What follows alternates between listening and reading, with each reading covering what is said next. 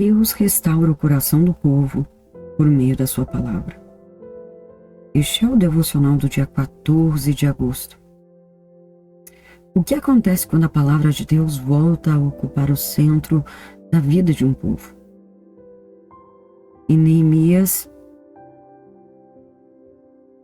nos mostra Jerusalém depois da reconstrução dos muros.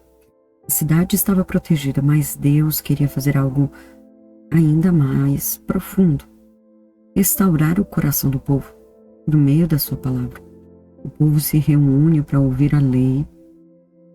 Eles choram quando compreendem o que Deus está dizendo, mas depois são chamados a se alegrar, porque a palavra não veio apenas para condená-los, veio para restaurá-los. E essa verdade atravessa todas as leituras de hoje. Em 1 Coríntios, Paulo demonstra que conhece seus direitos, mas escolhe abrir mão deles para cumprir a sua missão e anunciar o Evangelho. Salmo 33 nos lembra que feliz é a nação cujo Deus é o Senhor e que a nossa esperança precisa estar depositada na misericórdia dele. Provérbios 21 nos mostra que o sábio aprende quando é disciplinado e que Deus observa aqueles que vivem com entendimento. Hoje, Deus não quer apenas que leiamos a Bíblia. Ele quer que a Bíblia nos leia. Confronte, corrige, transforme, nos conduza de volta ao centro da sua vontade. A leitura hoje, no primeiro momento, se encontra em Neemias, capítulo de número 8, a partir do versículo de número 1, ao capítulo de número 9, versículo de número 21, quando a palavra restaura o coração. Quando chegou o 7º mês e os israelitas tinham se instalado em suas cidades, todo o povo juntou-se, como se fosse um só homem, na praça, em frente da porta das águas. Pediram ao escriba Esdras que trouxesse um livro da lei de Moisés, que o Senhor dera a Israel. Assim, no primeiro dia do 7º mês, o sacerdote Esdras trouxe a lei diante da Assembleia, que era constituída de homens e mulheres e de todos os que podiam entender. Ele a leu em alta voz, desde o raiar da manhã até o meio-dia, de frente para a praça, em frente à porta das águas, na presença dos homens, mulheres e de outros que podiam entender. E todo o povo ouvia com atenção a leitura do livro da lei. O escriba Esdras estava em uma plataforma elevada de madeira construída para a ocasião. Ao seu lado à direita estavam Matitias, Sema, Anaías, Urias, Ilquias e Maacéias, e à esquerda estavam Pedalias, Misael, Malquias, Assum, Asbadana, Zacarias e Mesulão. Esdras abriu o livro diante de todo o povo. E este podia vê-lo, pois ele estava em um lugar mais alto, e quando abriu o livro, o povo todo se levantou. Esdras louvou o Senhor, o grande Deus, e todo o povo ergueu as mãos e respondeu: Amém, Amém. Então eles adoraram o Senhor, prostrados com o rosto em terra. Os levitas Jesua, Bani, Serebias, Jamim, Acube, Sabetai, Odias, Maacéias, Quelita, Azarias, Josabade, Anã, Pedalias, instruíram o povo na lei e todos permaneciam ali. Leram o livro da lei de Deus, interpretando e explicando, a fim de que o povo entendesse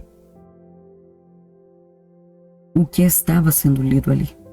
Então Neemias, o governador, Esdras, o sacerdote e escriba, e os levitas que estavam instruindo o povo disseram a todos: Este dia é consagrado ao Senhor, o nosso Deus. Nada de tristeza e de choro, pois todo o povo está chorando enquanto ouvia a palavra da lei. Neemias acrescentou: podem sair e comam do melhor que tiverem e repartam com os que não têm nada preparado. Este dia é consagrado ao Senhor. Não se entristeçam, porque a alegria do Senhor os fortalecerá. Os levitas tranquilizaram todo o povo, dizendo: acalmem-se, pois este é um dia santo, não fiquem tristes. Então todo o povo saiu para comer. E os que nada tinham preparado para celebrar com grande alegria, pois agora compreendiam as palavras que lhes foram explicadas. No segundo dia do mês, chefes de todas as famílias, os sacerdotes, os levitas, reuniram-se com os escribas e com o escriba Esdras para estudarem a palavra da lei. Descobriram na lei que o Senhor tinha ordenado por meio de Moisés que os israelitas deveriam morar em tendas durante a festa do 7º mês. Por isso anunciaram em todas as cidades e em Jerusalém: saiam às montanhas e tragam ramos de oliveiras cultivadas, de oliveiras silvestres e de murtas e de tamareiras e de árvores frondosas, para fazerem tendas conforme está escrito. Então o povo saiu e trouxe os ramos, e eles mesmos construíram tendas nos seus terraços, nos seus pátios, nos pátios do templo de Deus e na praça junto à porta das águas, e no que ficava junto à porta de Efraim. Todos os que tinham voltado do exílio construíram tendas e moraram nelas. Desde os dias de Josué, filho de Num, até aquele dia, os israelitas não tinham celebrado a festa dessa maneira, e grande foi a alegria deles. Dia após dia, desde o primeiro dia até o último dia de festa, Esdra leu o livro da lei, e eles celebraram a festa durante 7 dias. E no 8º dia, conforme o ritual, houve uma reunião solene. No 24º dia do mês, os israelitas se reuniram, jejuaram, vestiram um pano de saco e puseram terra sobre a cabeça. Os que eram de ascendência israelita tinham se separado de todos os israelitas.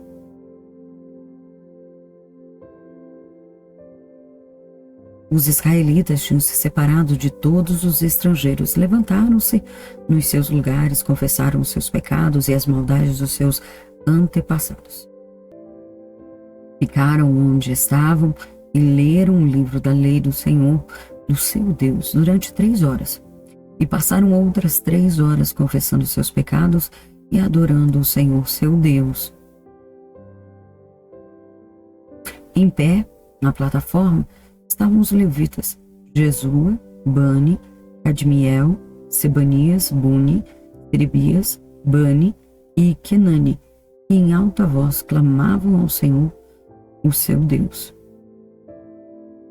Os levitas, Jesua, Cadmiel, Bani, Assabneias, Serebias, Odias, Sebanias e Petaías, conclamavam o povo, dizendo: levante-se, louve o Senhor, o Deus, que vive para todo sempre.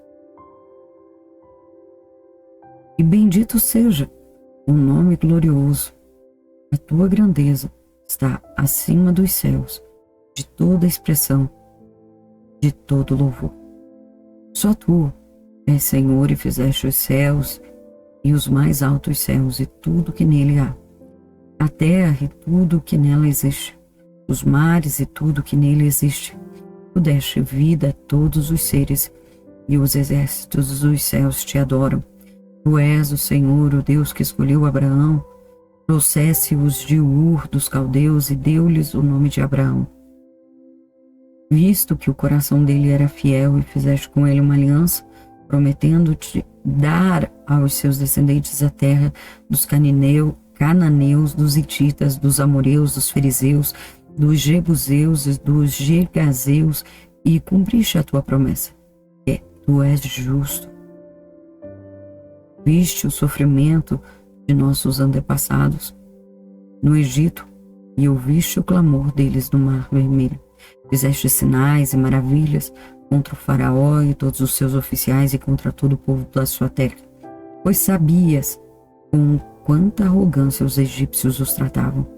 Alcançastes renome que permanece até hoje. Dividiste o mar diante deles para que o atravessassem a seco, mas lançaste os seus perseguidores nas profundezas como uma pedra em águas agitadas. Os conduzistes de dia com uma nuvem e de noite com uma coluna de fogo, para iluminar o caminho que tinham que percorrer. Tu desceste ao monte Sinai dos céus e lhes falastes. Deste-lhes ordenanças justas, leis verdadeiras, decretos e mandamentos excelentes. Fizestes que conhecessem os teus sábados santo e lhe destes ordens, decretos e leis por meio de Moisés teu servo. Na fome deste-lhe pão do céu, e na sede tiraste para eles a água da rocha. Mandaste-os entrar e tomar posse da terra que sobre juramento tinha prometido dar-lhes.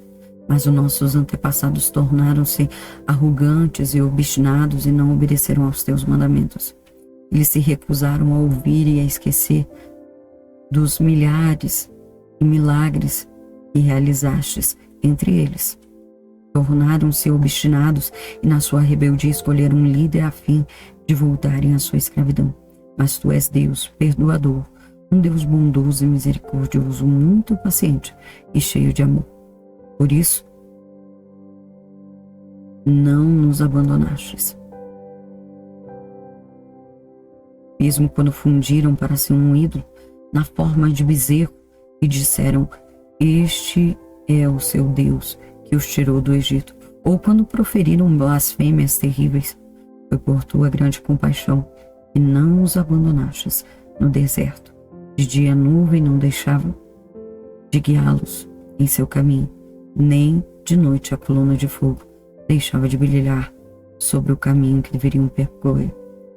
Deste o teu bom espírito para instruí-los, não retiveste o teu maná que os alimentava e deste-lhes água para matar a sede. Durante 40 anos, tu os sustentastes nos desertos, nada lhes faltou. As roupas deles não se gastavam, nem os seus pés ficavam inchados. Neemias, o povo se reúne como um só homem diante da porta das águas. Esdras abre o livro da lei e começa a ler. Um detalhe que é muito importante: eles não apenas ouviram, eles entenderam.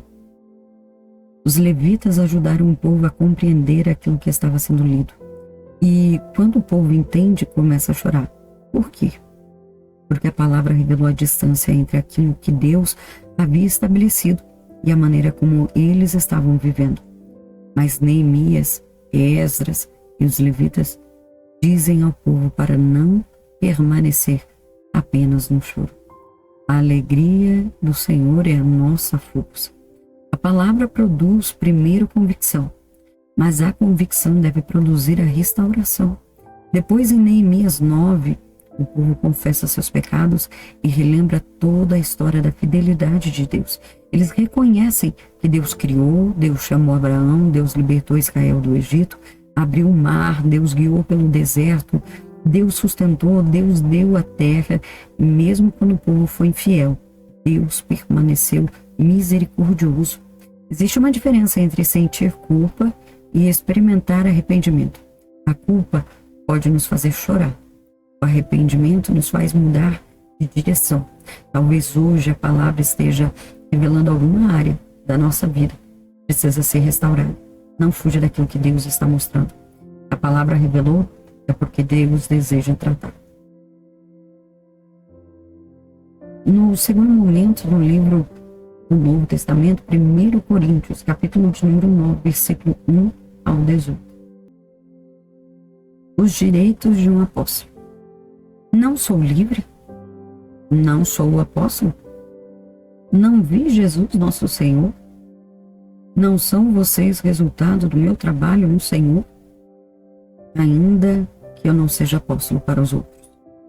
Certamente o sou para vocês, pois vocês são o selo do meu apostolado no Senhor. Esta é a minha defesa diante daqueles que me julgam.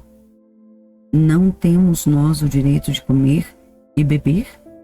Não temos nós o direito de levar conosco uma esposa crente, como fazem os outros apóstolos, os irmãos do Senhor e Pedro? Ou será que só eu e Barnabé não temos o direito de receber sustento sem trabalhar? Quem serve como soldado à própria custa? Quem planta uma vinha e não come do seu fruto? Quem apacenta um rebanho e não bebe do seu leite? Não digo isso do ponto de vista meramente humano. A lei não diz a mesma coisa? Pois está escrito na lei de Moisés: não amordace o boi enquanto ele estiver debulhando o cereal.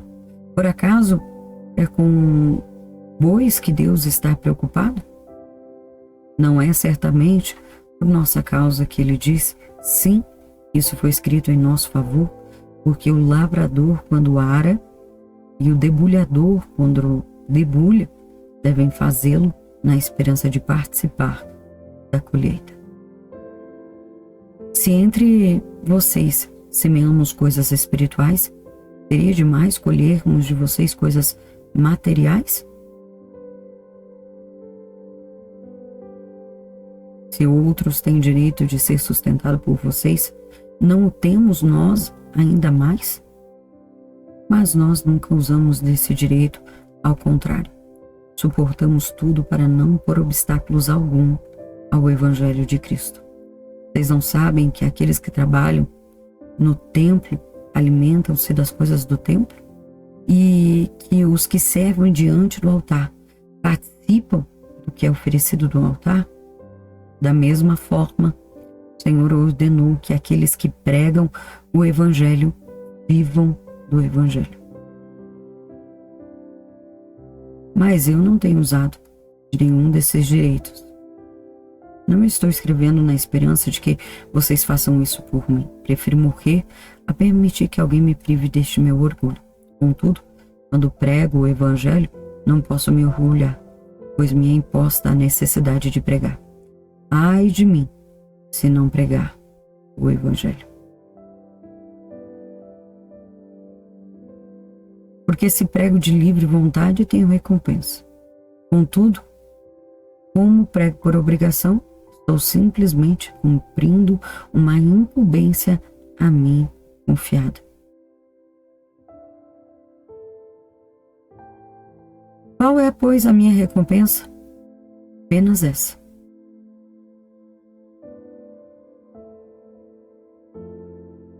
e pregando o Evangelho, eu o apresente gratuitamente, não usando assim dos meus direitos ao pregá-lo.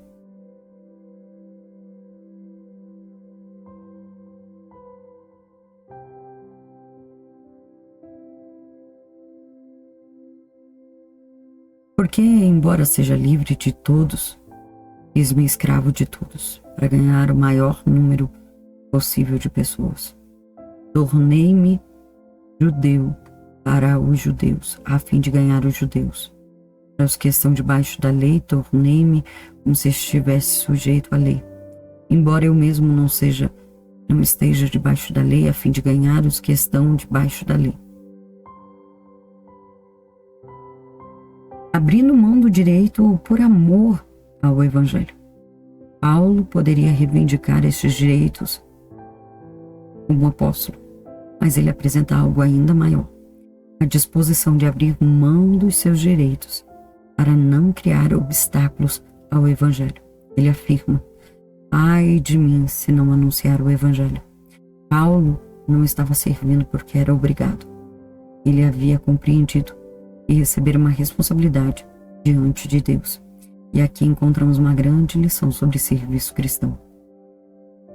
Nem sempre fazer a vontade de Deus significa fazer aquilo que temos direito de fazer. Às vezes significa dizer eu poderia, mas não por amor ao propósito de Deus. Escolho não fazer. A nossa geração fala muito sobre direitos, mas Paulo nos ensina sobre renúncia. Servir a Deus exige disposição para colocar o reino acima dos nossos interesses pessoais. Pergunte hoje: estou servindo a Deus somente quando é conveniente para mim? Ou estou disposto a abrir mão de algo para que o Evangelho avance? No terceiro momento, o livro de Salmos, capítulo de número 33, versículo de número 12 ao 22, nossa esperança está no Senhor. Como é feliz a nação que tem o Senhor como Deus, o povo que Ele escolheu para lhe pertencer. Dos céus olha o Senhor e vê toda a humanidade. Do seu trono, Ele observa todos os habitantes da terra. Ele que forma o coração de todos, e conhece tudo o que fazem. Nenhum rei se salva pelo tamanho do seu exército. Nenhum guerreiro escapa por sua grande força. O cavalo é vã esperança de vitória. Apesar da sua grande força, é incapaz de salvar.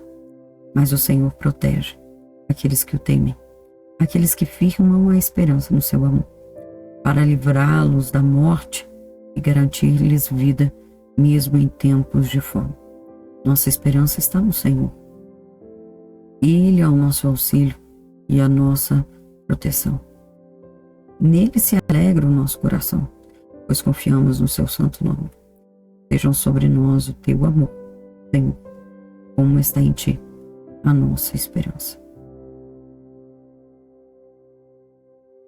A nossa esperança está no Senhor. O salmista declara: bem-aventurado a nação cujo Deus é o Senhor. Depois ele mostra que Deus vê todos os homens. O Senhor não depende de força humana, nem cavalo, nem exército, nem poder são suficientes para salvar. Por isso o salmista declara: nossa alma espera no Senhor. Essa é a palavra para hoje. Nossa segurança não está naquilo que conseguimos controlar. Nossa esperança está naquele que consegue sustentar todas as coisas. Há coisas que você não consegue resolver. Há situações que não dependem somente da sua força. Então faça como o salmista: espere no Senhor. Espere em Deus. Não é ficar parado sem fé. É continuar obedecendo enquanto confia que Deus continua trabalhando. No quarto e último momento, o livro de Provérbios, capítulo de número 21, versículo 11 ao 12. Quando o zombador é castigado, o inexperiente obtém sabedoria. Quando o sábio recebe instrução, obtém conhecimento. O justo observa a casa dos ímpios e os faz cair na desgraça. Aprender com a correção. O texto mostra que o simples pode adquirir sabedoria enquanto observa a consequência das ações dos outros, e apresenta também a maneira como Deus vê o coração e os caminhos do homem. Existe uma sabedoria que nasce quando aprendemos antes de precisar sofrer as consequências. Nem toda correção é rejeição. Às vezes, Deus está usando a sua palavra para nos impedir de continuar por um caminho que nos destruiria. Quem aceita ser corrigido pode ser preservado de grandes dores.